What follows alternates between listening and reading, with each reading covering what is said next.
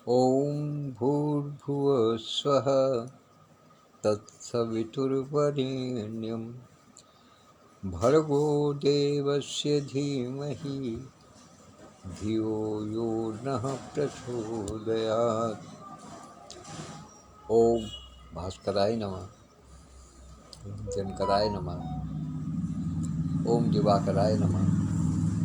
ओम प्रभाकराय नमः। ओम प्रभ्ये नमः। ओम सूर्याय नमः।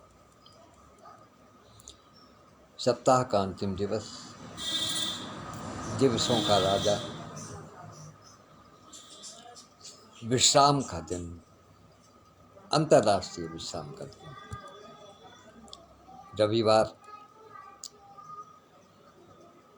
अवकाश की स्थिति में आधे से अधिक विश्व रहता है आज के दिन। तो इस दिन सूर्य भगवान को नमन करते हुए, जो कि समस्त संसार को ऊर्जा प्रदान करते हैं, प्रकाश प्रदान करते हैं और एक प्रकार से पालन पोषण के लिए जो भी आवश्यक तत्व होते हैं वो प्रदान करते हैं, ऐसे गुरु स्वरूप सूर्यदेव को चरणों में नमन वंदन करते हुए आज की अपनी बात का प्रारंभ करता हूँ। सबसे पहले अपने सभी परिजनों के स्वास्थ्य, सुख और संपदा के लिए ईश्वर से प्रार्थना करता हूँ और आगे बढ़ता हूँ। आज का वाक्यांश है आहार विहार। इससे पहले कि मैं इस विषय पर कुछ चर्चा करूं, मैं ये बता देना अपना धर्म समझता हूँ कि आज का वाक्यांश हमारी विदुषी बहन डॉक्टर वर्षा खन्ना की ओर से दिया गया है और निश्चित रूप से वे भी अपने वाचन में इसकी विवेचना करेंगे। मुझमें जितनी सामर्थ्य है उस हिसाब से मैं करूँगा, बाकी वो अपने गूढ़ रहस्यों का उसके प्रति उद्घाटन करेंगे अपने वाचन में, जिस समय भी करेंगे। अभी उनके समय का निर्धारण नहीं हो पाया है। तो आइए बात करते हैं आहार विहार की। इस समय डॉक्टर सत्यप्रकाश पांडे जी, डॉक्टर इंद्र गुप्ता यथार्थ दीदी दोनों उपस्थित हैं। दोनों की उपस्थिति को सादर प्रणाम करते हुए, दोनों ही डॉक्टर हैं, दोनों ही जानते हैं आहार की क्या महत्ता है। इसलिए मेरे लिए बड़े सौभाग्य की बात है कि ऐसे समय में जब मैं आहार पर चर्चा करने जा रहा हूँ, दोनों विद्वान उपस्थित हैं, लेकिन साथ ही साथ मुझे दुविधा भी है कि कहीं मैं कुछ गलत अगर कह गया तो तुरंत पकड़ भी लेंगे। अपना आशीर्वाद बनाए रखें। मुझे कहीं भी आवश्यकता हो, यदि मैं कहीं कुछ गलत कह जाऊं तो मुझे संशोधित अवश्य कीजिएगा अपने आशीर्वाद के साथ में। तो वाक्यांश है रहा आहार विहार। आहार क्या है? वास्तव में अगर समझा जाए तो आहार क्या है? आहार वह पदार्थ है जो कि हमारे शरीर द्वारा ग्रहण किया जाता है, उसको पचाया जाता है, अर्थात उसको अवशोषित किया जाता है, जिससे हमारे शरीर का विकास होता है, उसकी वृद्धि होती है, उसके अंदर बल की आपूर्ति होती है और जो अवशेष रह जाता है, जो अवशिष्ट रह जाता है, जिसकी आवश्यकता नहीं होती है, ये कहिएगा कि पूरे शरीर को ऊर्जा प्रदान करने के बाद जो कहना चाहिए जो दूषित पदार्थ बच जाता है उसको शरीर द्वारा बाहर निकाल दिया जाता है। आपने देखा होगा कि जो व्यक्ति भोजन ठीक से नहीं करते उनके अक्सर पेट भी साफ नहीं रहते। उसका मुख्य कारण यही है कि उनके शरीर को जितने पोषक तत्वों की आवश्यकता है, उन सारे पोषक तत्वों की आपूर्ति में उनका आहार सक्षम नहीं है, तभी ये स्थिति पैदा होती है, अन्यथा नहीं हो सकती। और दूसरी चीज़ ये है कि आहार हमारा कितना सात्विक है, कितना शुद्ध है, इस पर आगे सारी चीज़ें निर्भर करती हैं। आगे का सारा वातावरण, सारा जीवनचर्या, दिनचर्या हमारी इसी पर निर्भर करती है। आपने ध्यान दिया होगा, शुरू से कहा जाता है कि सुबह के नंबर में, प्रातःकालीन अवस्था में जब भी आपका पेट पूरी तरीके से साफ हो जाता है, अर्थात आप शौच क्रिया से निवृत्त हो जाते हैं पूरी तरीके से, किसी प्रकार की कोई अवरोध नहीं होता, तो पूरे दिन का आपका व्यवहार, आपकी बातचीत, आपका जो टोन है, वो सबके प्रति, केवल परिवार के प्रति नहीं, सबके प्रति एक सुखद वातावरण प्रदर्शित करता है, निर्मित करता है। लेकिन यदि इसके विपरीत परिस्थिति है तो पूरे दिन मनुष्य चिड़चिड़ा रहेगा, इधर उधर जबरदस्ती किसी से भिड़ने की कोशिश करेगा, क्योंकि उसके शरीर को शांति नहीं है। उसको जो आहार मिला वो आहार उन पौष्टिक तत्वों से भरपूर नहीं था जिससे कि शरीर की पूर्ति हो पाती। शरीर में जो पौष्टिक तत्व की आवश्यकता है वो पूरा हो पाता, इसलिए वो उसके स्वभाव में चिड़चिड़ापन आ जाएगा, उसका व्यवहार बदल जाएगा, उसके आचार विचार बदल जाएंगे, उसका रहन सहन का ढंग बदल जाएगा। इसलिए दो चीज़ बहुत महत्वपूर्ण है। एक बुभुक्षा,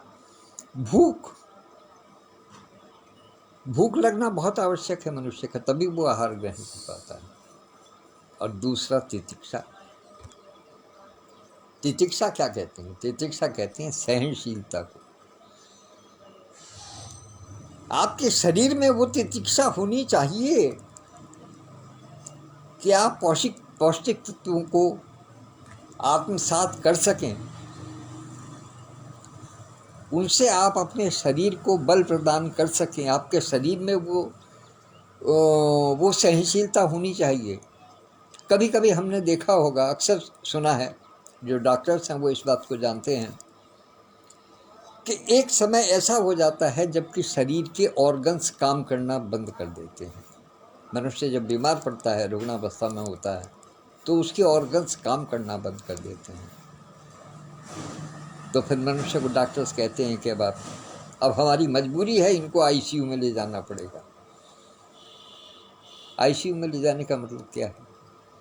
कि मनुष्य के शरीर के ऑर्गन्स ने काम करना बंद कर दिया है। अब उसको एक अप्राकृतिक रूप से उसके ऑर्गन्स को एक क्या कहना चाहिए, भोजन दिया जा रहा है, आहार दिया जा रहा है, या उनको क्रिया करने के लिए मजबूर किया जा रहा है। ऑर्गन्स ने काम करना बंद कर दिया, अर्थात शरीर के अंदर वो सहन शक्ति नहीं है। शरीर अब आहार को आत्मसात करने की स्थिति में नहीं है, और उसके कारण बहुत से हो सकते हैं। आहार विहार में शुद्धता ना होना। आहार का विहार का मतलब सीधे सीधे रहन सहन का ढंग है, तो वो आहार के साथ ही जुड़ा हुआ है।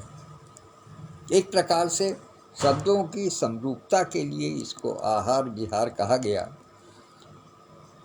वास्तव में आहार के साथ ही हमारे पूरे जीवन का व्यवहार, हमारे आचार, हमारे विचार, हमारे संबंध, हमारी शिक्षा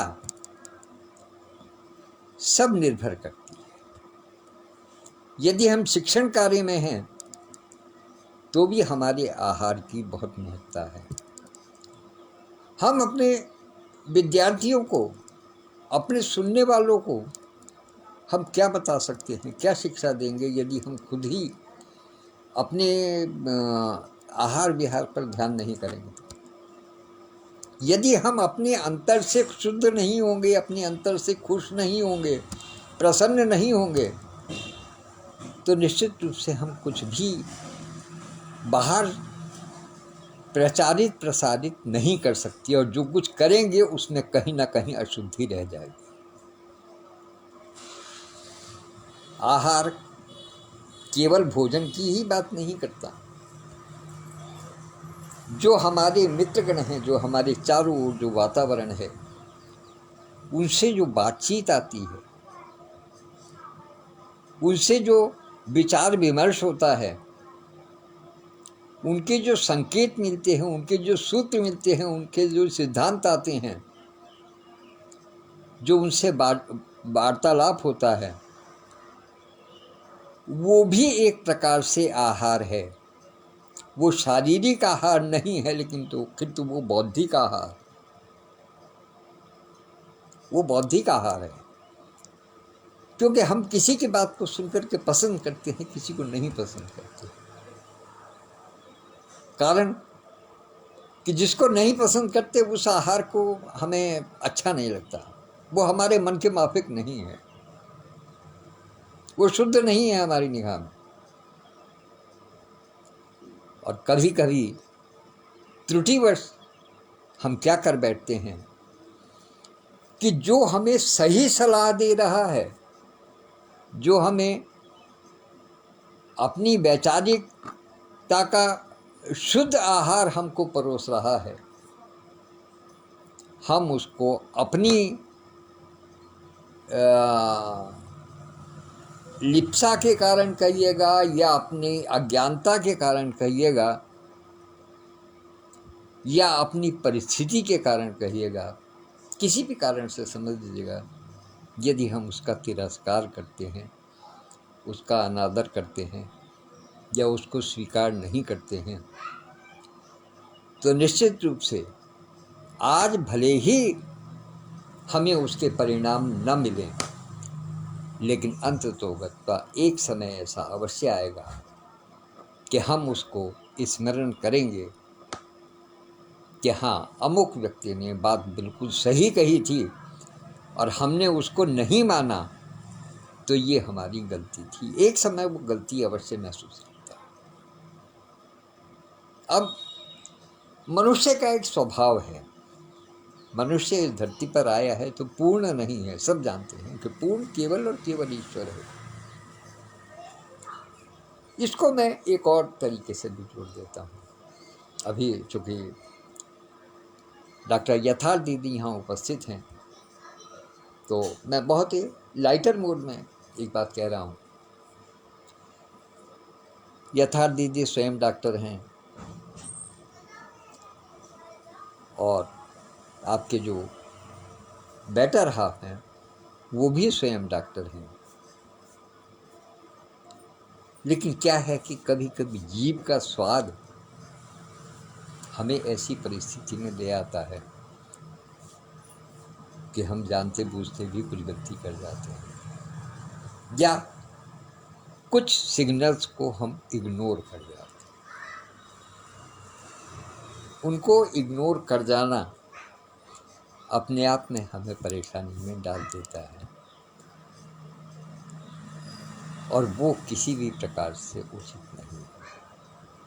खास तौर से मैं उनके लिए विशेष अनुरोध करूँगा जो कि इस विषय के जानकार हैं, जो स्वास्थ्य संबंधी जानकारी रखते हैं, जो जानते हैं कि कौन सा पदार्थ, कौन सा तत्व, कौन सा लवण, कौन सा अम्ल हमारे शरीर को सूट नहीं कर रहा है या हमारे शरीर में विकार उत्पन्न कर सकता है, लेकिन फिर भी टेक इट ग्रांटेड के रूप में हम उसको स्वीकार कर लेते हैं और वो बाद में हमें परेशानी का कारण बनता है। तो उस परेशानी से बचने के लिए बहुत बहुत आवश्यक है कि हम कहते हैं कि जब मेरे एक मित्र थे, मित्र क्या थे, जानकार हैं, हमसे तो बहुत छोटे हैं उम्र में, लेकिन उनका शरीर बहुत भारी था, बहुत भारी था। उनमें भांति भांति के व्यसन भी थे, सिगरेट पीना, शराब पीना, मांस खाना, मतलब ये सब प्रकार के खान पान में गुटखा खाना, पान खाना, ये खाना, वो खाना, दुनिया भर की चीज़ें। वो एक बार बीमार पड़े तो उनको डॉक्टर ने कहा, वो व्यापारी है, सीधे सीधे लड़का है, व्यापार करता है, अपनी दुकान चलाता है। उसको डॉक्टर ने कहा कि आपको ये सब चीज़ें बिल्कुल छोड़नी पड़ेंगी अगर आपको ठीक रहना है। अगर आपको जीना है, ठीक रहना है, तो आपको ये सब चीज़ें छोड़नी पड़ेंगी। उसने उस दिन कसम खा ली कि अब कुछ भी नहीं लूँगा, चाहे कुछ हो जाए। आप ताज्जुब करेंगे कि आज की तारीख में वो लड़का एकदम बिल्कुल स्लिम ट्रिम हो गया। मैंने उससे पूछा, मैंने कहा भाई आखिर ऐसा क्या किया तुमने जो तुम्हारे शरीर में, तुम्हारी बॉडी में इतना अधिक बदलाव आया? तो उसने सूत्र की एक ही बात बताई, मुझे वो सूत्र उसका बहुत पसंद है। उसने कहा, अंकल जी, अपनी जीभ पर पत्थर रखना पड़ता है, तब जा कर के ये परिवर्तन हो सकता है। पत्थर रखने का मतलब उसने मुहावरे के रूप में किया। उसका कहना यह था कि आपको तत्काल प्रभाव से मन को कैरा करके, चित्त को बगैर उलझाए, बगैर किसी उसमें प्रलोभन में, जीव के प्रलोभन में बिना किसी आए, आपको अपना खान पान सुधारना पड़ेगा, तभी ये सब संभव है। तो मुझे आहार विहार के शब्द पर मुझे अभी एकदम बिल्कुल चलते चलते ध्यान आया, हालांकि मैंने समय देखा तो अधिक हो गया था, किंतु आहार का सीधा सीधा संबंध आचार विचार व्यवहार विहार सबसे है।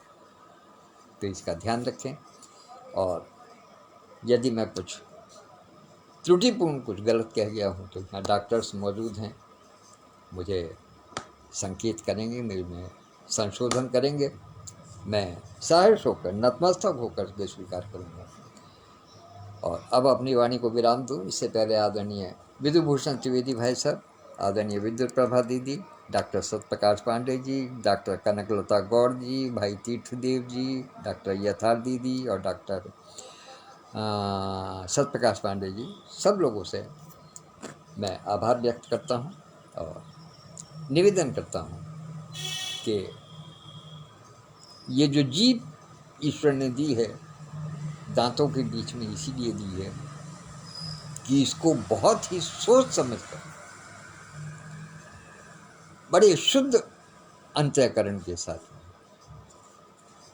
सब कुछ जानबूझ करके तोल कर इसका प्रयोग। धन्यवाद, नमस्कार। कल फिर मिलेंगे किसी नए शब्द के साथ, तब तक के लिए।